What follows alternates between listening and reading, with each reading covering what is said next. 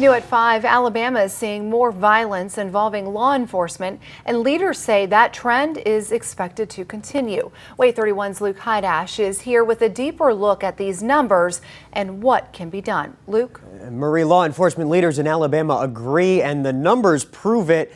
Violence against police is on the rise, and they say officers, deputies, troopers, all of them, they're having to defend themselves to keep you safe, even if that means firing their weapon. In 2022 alone, North Alabama has seen 6 shootings involving law enforcement.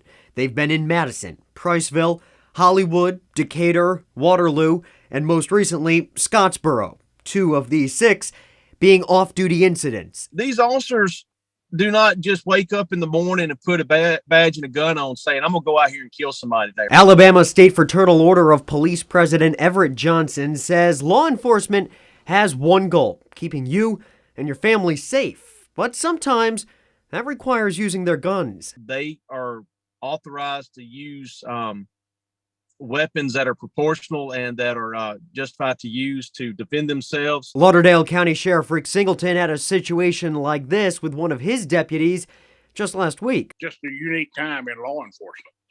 It's not just here in North Alabama, it's across the country. We're seeing more officer-involved shootings. We're seeing more officers shot in the line of duty.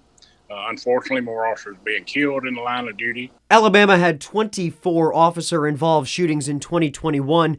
We're just 11 weeks into 2022, and so far, North Alabama alone is on track to beat that number if nothing changes. We're seeing a surge of violence in our nation and in our communities, and I think this trickles over into the law enforcement as well. If I knew exactly what was causing it, I'd be a real popular guy. It needs to stop. That's for sure.